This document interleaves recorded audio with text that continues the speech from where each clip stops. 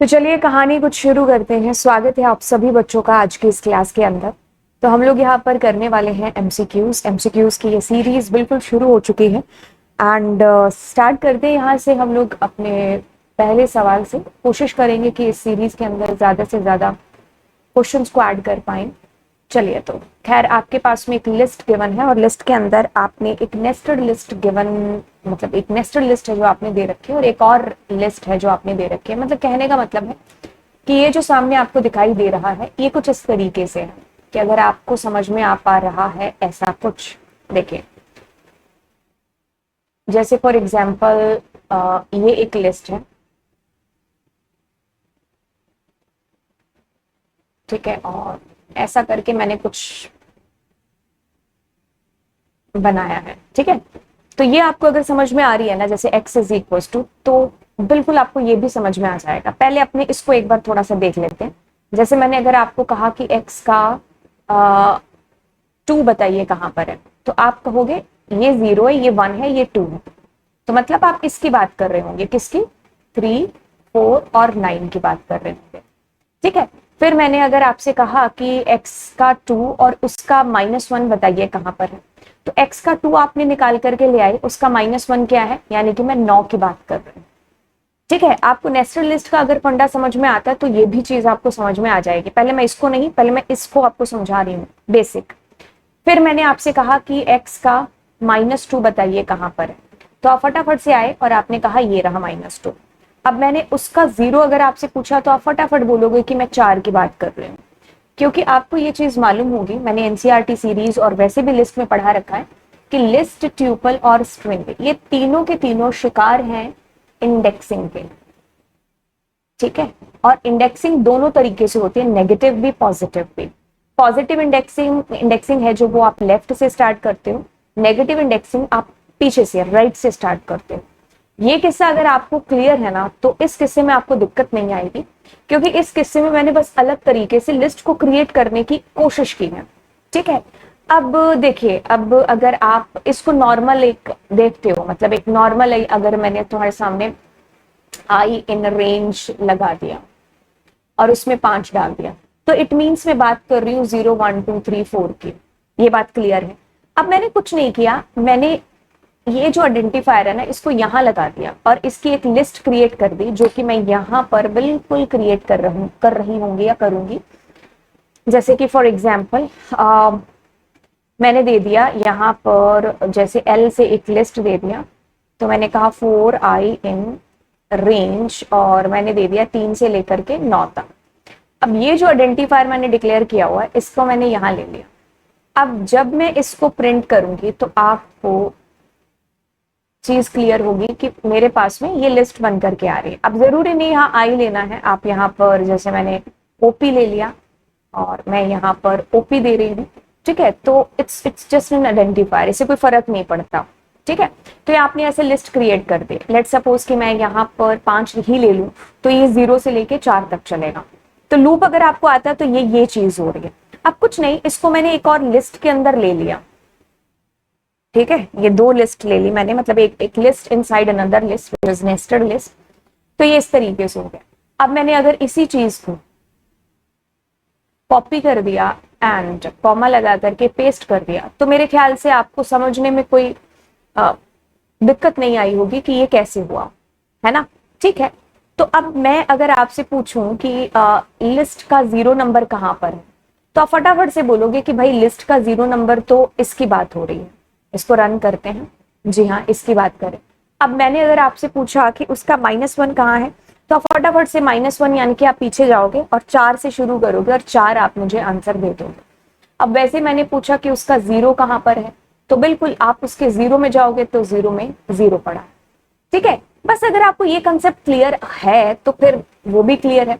अब देखो, ये जो मैंने चीज आपको ऊपर करके दिखाई है, इसके थ्रू आप कोई डिक्शनरी भी क्रिएट कर सकते थे। जैसे अगर मैं यही चीज एक डिक्शनरी में डालती, लगे हाथों में सोच रही हूँ ये भी बता दूं, डिक्शनरी में क्या होता है, कीज और वैल्यूज का खेल होता है ना। तो अब एक तरफ मेरी कीज है, दूसरी तरफ मान लीजिए मैं ओपी मल्टीप्लाई 2, ऐसे करके मैं वैल्यू ले लेती हूँ, ठीक है। तो अब अगर आप इसको प्रिंट कराओगे ना, तो it will be something like that कि जैसे आपका लूप चलेगा, ओपी की वैल्यू आएगी 0 से लेके 4 तक, तो यानी कि ओपी यहां पर है आपकी कीज में 0 1 2 3 और 4, ठीक है। और इसकी वैल्यूज के अंदर ओपी मल्टीप्लाई 2, जो भी की वैल्यू होगी उससे मल्टीप्लाई 2 हो जाएगा, ठीक है। तो इसको आप फर्दर करके देख सकते हो। तो ये ऐसे भी मेरे कहने का मतलब है कि हम कर सकते हैं, ठीक है। हम एक डिक्शनरी, एक लिस्ट हम ऐसे क्रिएट कर सकते हैं। खैर, जब आपको ये चीज समझ में आ गई कि यहाँ पर क्या चल रहा था, तो अगर ये किस्सा समझ में आ गया, तो अगर मैं इस लिस्ट को बनाती हूँ तो मैंने ऐसा कहा 0 1 2 3 एंड 4। अब दूसरी लिस्ट अगर आप लेते हो तो आप कहते हो 5 6 7 8 9, दैट्स इट, बंद हो गई लिस्ट। अब आपने कहा x का एक बताओ भाई साहब कहां पर है, तो x का एक मतलब you are talking about this, तो आप बाहर ले आए 5 6 7 8 9 को। अब आपने पूछा उसका 2 कहां पर है, ये 0 है, ये 1 है, ये 2 है, तो that means you are talking about 7, that's why the answer is 7। I think ये चीज मैंने क्लियर कर दी होगी। आगे चलते हैं, तो कहता है कि एक लूप चलाते हैं और s की वैल्यू 0 है और स्ट्रिंग में सीबीएसई 2022 दे रखे हैं और आपको कुछ स्लाइस करके दिया हुआ और s की वैल्यू भी इसने माइनस कर रखी है। अब इस वीडियो को प्लीज पॉज करना और उसके बाद इसका आंसर देखना खुद से, एंड इसका सरप्राइजिंगली एक आंसर निकलेगा। मोस्टली बच्चे हैं जो गलती कर रहे होंगे, है ना। हाँ, मैं पूरे कॉन्फिडेंस से कह सकती हूँ क्योंकि ये क्लास में बहुत बार मैंने क्वेश्चन पूछा है। ओके, तो आपने पोज करके आप आ गए होंगे। तो देखिए s की वैल्यू क्या है, विच इज 0, तो यानी कि 0 is considered as a false, और वाइल जब फॉल्स होता है तो नहीं चलता, तो it means nothing will be printed. Why? Because आप प्रिंट तक कभी पहुंच ही नहीं पाओगे। इसीलिए किस्से को थोड़ा आगे बढ़ाते हैं और अब जो आपने सोचा था उसको करते हैं, और यहाँ पर आपने 2 लगाया तो इट मीन्स आपका लूप 2 बार चलेगा। ये तो चीज क्लियर है, दोनों बार आपके पास सेम आउटपुट आएगा, तो इससे ये दर्शाता है कि आपका आउटपुट कहीं ना कहीं ये होगा। बट दोबारा कर लेते हैं। आपने कहा सीबीएसई स्पेस 2022, अब आप इसको करते हो, तो इसको सॉल्व करोगे तो पहले इन दोनों को सॉल्व करते हो, तो 2 3 4 6 7, दैट्स इट। अब इस 2 का मतलब है कि भाई एक छोड़ छोड़ करके, ठीक है। तो आप बात कर रहे हो 2 4 और 6 नंबर इंडेक्स की, तो जब आप इसमें 0 1 2 3 4 5 6 7 8, तो मैं 2 4 6 यानी कि मैं s की बात कर रही हूँ और स्पेस की बात कर रही हूँ यानी कि मैं 0 की बात कर रही हूँ, तो दोनों बार आपके पास में यही आउटपुट है जो बेसिकली प्रिंट होगा, ठीक है। कुछ चीजें हम ट्रिक से निकाल लेते हैं। ओके, सो अगले लूप की या अगले क्वेश्चन की बात करते हैं। तो कहता है कि बी में आपके पास 5 है, ठीक है, और आपके पास एक लूप चला रखा है जिसमें 0 1 2 3 4 एंड बस। अब आप क्या करते हो, चलो इसको हम रन ही करके देखते हैं, मतलब ड्राई रन करके देखते हैं साइड में। बी की वैल्यू 5 है, सुपर कूल है। ए की वैल्यू क्या होगी, ऑफ कोर्स पहले 0, फिर आपके पास 1, फिर 2, फिर 3 एंड फिर 4। फिलहाल के लिए इसकी वैल्यू ए की 0 है। अब b is equal to b minus A लिखा हुआ है, तो इट मीन्स b के अंदर आपके पास 5 में से 0 गया तो इट इज 5, ठीक है। अगली बार लूप चलता है तो अगली बार आपके पास इसकी वैल्यू क्या हो जाएगी, a इज इक्वल टू 1, ठीक है। तो अब b is equal to b minus a, what is the value of b, b is 5 here, ये 1 है, तो आपके पास में क्या हो गया 4। अगली बार लूप चलाओगे तो a की वैल्यू क्या हो जाएगी, इस बार 2, तो b is equal to b minus A, यानी कि b was 4 and a is 2, तो इट इज 2। अगली बार चलते हैं, a की वैल्यू क्या हो जाती है, 3 हो जाती है ना। सो a की वैल्यू 3, तो b is equal to b minus A, तो यानी कि b was 2 and a is 3, तो नाउ -1, ठीक है। ओहो, -1 है ना, वैसे आउटपुट आपको दिख ही गया होगा।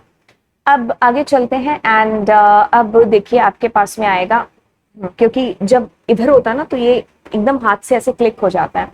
a की value now it is 4, b is equal to b minus a, and b का वैल्यू क्या है आपके पास, -1 एंड -4, तो -5, ठीक है। तो इस वजह से आपका आउटपुट यही था जो आपको थोड़ी देर पहले गलती से दिखाई दे गया था, ठीक है। तो आप जब भी किसी क्वेश्चन को करें तो आप पहले पॉज कर लें, उसके बाद आप उसका आंसर देख लें। कुछ अगले क्वेश्चन की तरफ बढ़ते हैं, बट उससे पहले आप ड्राई रन जरूर करके देख लीजिए, ठीक है। ड्राई रन करोगे तो चीजें क्लियर हो जाएंगी। मेरी पूरी कोशिश है कि जितनी भी चीजें हैं वो सिंपल से सिंपल तरीके से आपको बताई जाए, ठीक है। और कॉम्पिटिटिव एग्जाम मैंने भी बहुत दिए हैं, ऑफ कोर्स आपने भी बहुत दिए हैं। इतना हम लोग अभी तक एक्सपीरियंस कर चुके होते हैं कि आपके पास ऐसा नहीं है कि पेपर बहुत ही टफ आता है, ठीक है। अगर पेपर में 100 क्वेश्चन है ना, तो वो एवरेज चीजें रहती है कि भाई हर लेवल के क्वेश्चन आपको आते हैं पेपर के अंदर।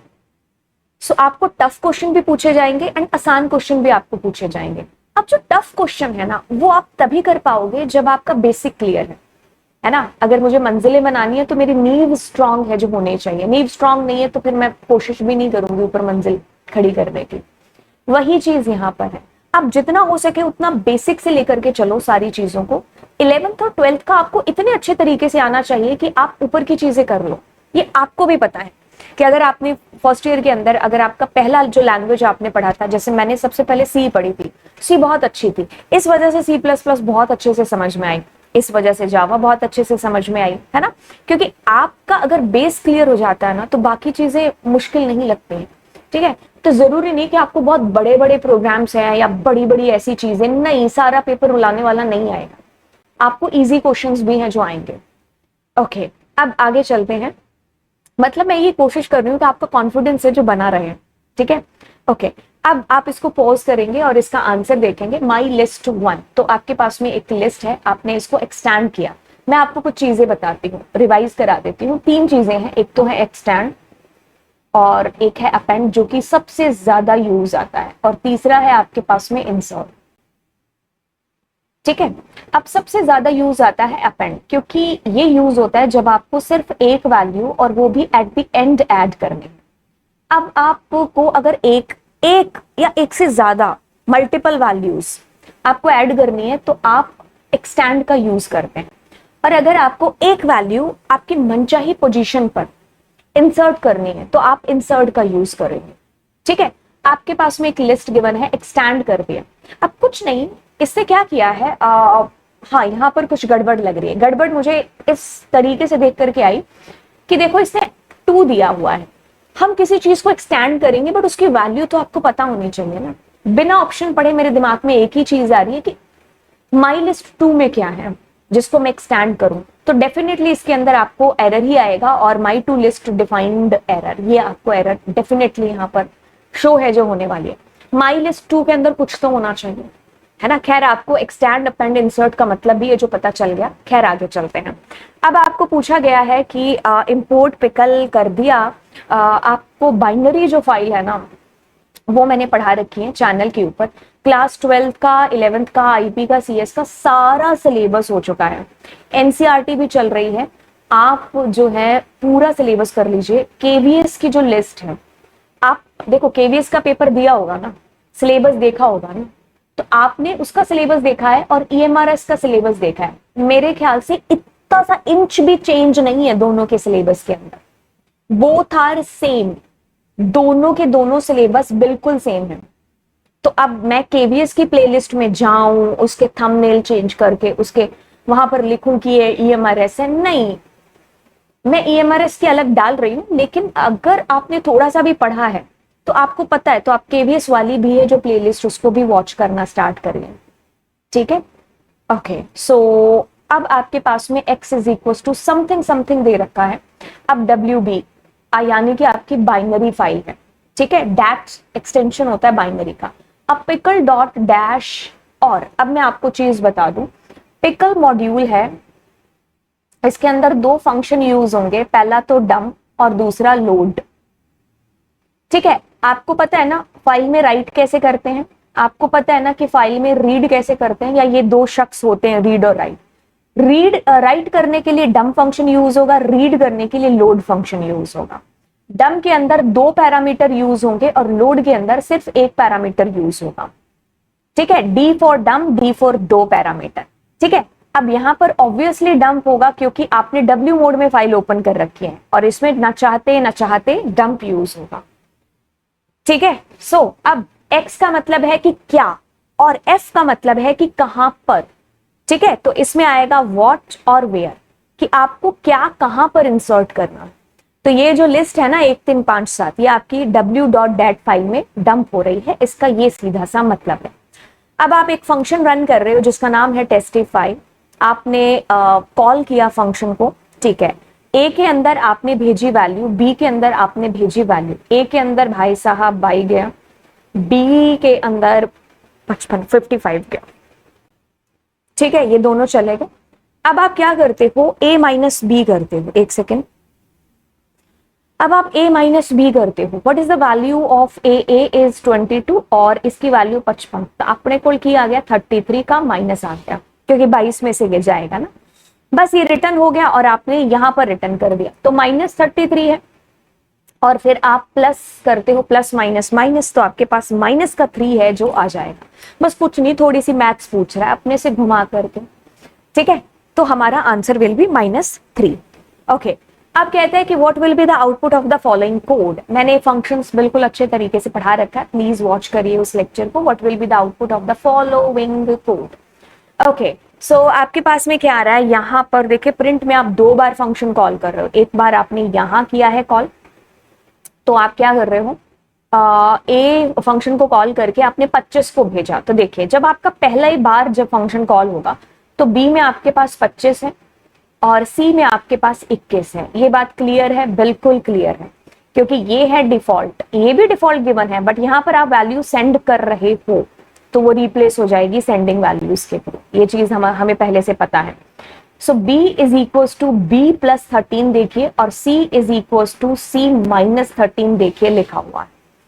अब b इज इक्वल्स टू का मतलब है कि b is equals to 25 plus 13, तो आपके पास में कितना आ जाएगा, 5 ते 10 8, 2 ते 1 10, 30 38 है ना, ठीक है। अब आपके पास में यहां पर क्या आ जाएगा, c is equals to c की वैल्यू क्या है, 21 थे माइनस 13, 11 चो 10 गए, माप अपने को आंदा 8 ते 0, ठीक है। तो आपके पास 13, ठीक है, ओके, तो आपके पास ये आ गया, ठीक है। अब आप दोनों को जोड़ देते हो, 8 8 16 ते 46, 46 है ना, तो 46 आपको क्या हो जाएगा, रिटर्न हो जाएगा, ठीक है। तो यहां पर आपके पास 46 प्रिंट भी हो जाएगा। अब आप दूसरे फंक्शन को कॉल करते हो, ठीक है। अब दूसरे फंक्शन को जब आपने कॉल किया तो 35 भेजा, तो यानी कि यहां पर the value is 35 and here is c only, ठीक है। तो अब आप इसमें क्या जोड़ोगे, 25 नहीं 35 जोड़ोगे, ठीक है। 35 जोड़ोगे तो 5 ते 10 8, 10 ते 1 4, 48, 48 ते 8 8 16, 4 ते 5 56, 56 है ना। तो 56 आपके पास हुआ, आपने रिटर्न किया तो 56 आपका प्रिंट हो गया। ये महान चीजें कहाँ लिखी हुई है, यहाँ पर हमारा आउटपुट यही है, बस कुछ नहीं, आपकी थोड़ी कैलकुलेशन और प्लस आपको ये चीजें पता होनी चाहिए कि ये b is equal to b plus 13 लिखा हुआ है, ठीक है। बस इतनी सी बात हो गई रात। Only values without keys can be printed in dictionary. Only values without keys, of course ये हम कर सकते हैं कैसे, either you have a function which is dot values function, you can use that, otherwise हम कीज का सहारा लेकर के भी अपनी वैल्यूज तक पहुंच सकते हैं। आपके पास में यहाँ पर गिवन है एक डिक्शनरी एंड आप क्या कर रहे हो, यहाँ पर याद रखिए डिक्शनरी जो आपकी है ना वो क्या है, म्यूटेबल है, ठीक है। लेकिन डिक्शनरी में होती है एक तो कीज और दूसरी होती है जी उसकी वैल्यूज, ठीक है। तो जब आप कीज की बात करते हो तो कीज होती हैं इम्यूटेबल और वैल्यूज होती हैं immutable as well as mutable, दोनों में से कुछ भी हो सकता है, ठीक है। तो कीज को आप कभी भी लिस्ट और डिक्शनरी नहीं रख सकते हो, वैल्यूज को आप कुछ भी रख सकते हो। और दूसरी चीज, कीज हमेशा यूनिक भी है जो रहती है। तो अब आपके पास में यहां पर एप्पल की जगह अनार आ गया, ठीक है। पहले देखो, अच्छा से पूरा देखो, ए की जगह ए में एप्पल है, बी में बनाना है, सी में कैट है, ए में कीवी। तो अब एप्पल की जगह पहले कीवी आया, फिर आपने इस लाइन में कीवी की जगह अनार कर दिया। तो लेटेस्ट अपडेट क्या है, लेटेस्ट वैल्यू आती है विच इज अनार। तो अब आपके पास लेंथ क्या है, लेंथ थोड़ी ना चेंज होगी, लेंथ विल बी 1 2 एंड 3 ही होगी हमारी लेंथ इसके अंदर, और जो कि हमारे पास है भी, ठीक है। याद रखिए कीज हमेशा यूनिक रहती हैं, तो इसलिए यहां पर आप चाहते ना चाहते ऐसा नहीं कह सकते कि 2 2 ए है, नहीं, वो वैल्यूज अपडेट करते हैं, ठीक है, लेटेस्ट जो भी आपकी वैल्यू आती है उससे अपडेट हो जाएगा। जैसे अब अगर इसमें देखें तो हमारे पास ए के अंदर क्या था, अनार, बी के अंदर क्या था, बनाना, सी के अंदर क्या था, कैट, है ना। तो बस ये हमारी डिक्शनरी है, ऐसा जहां लिखा हुआ है वही हमारा आउटपुट है। नहीं, इसमें गलत लिखा हुआ है, आपका आउटपुट विल बी, यहाँ अनार आएगा तो हमारा आउटपुट बी होगा। ठीक है, ये मैंने गलत लिख टिक कर दिया, बट आपका आंसर विल बी बी है, क्योंकि लेटेस्ट वैल्यू से आप अपडेट कर रहे होंगे। ठीक है, तो इस चीज को प्लीज नोट कर लीजिएगा। तो हमारे यहाँ पर क्वेश्चंस हैं जो खत्म होते हैं। ठीक है, अगली क्लास में मैं आपको अगले क्वेश्चन से रूबरू है जो कराऊंगी। And thank you so much guys, प्यार और ज्यादा है जो इस चैनल को दीजिए, अपने दोस्तों के साथ में ज्यादा से ज्यादा है जो शेयर करिए, क्योंकि अगर आप शेयर करेंगे तो ऑफ कोर्स मुझे जो है ऑफ कोर्स मोटिवेशन क्यों नहीं मिलेगा, है ना। आप भी मेरी जगह होते तो ऑफ कोर्स यही एक जरिया होता मोटिवेशन का। ठीक है, तो आप लाइक भी करिए, सब्सक्राइब भी करिए, शेयर भी है जो करिए। एंड क्वेश्चंस आप भी देख रहे होंगे, आपके हर एक बेसिक कंसेप्ट को क्लियर करके मैं है जो आगे लेकर के चल रही हूँ। ठीक है, तो फिर thank you so much and मिलते हैं आपसे अगली क्लास में। बाय।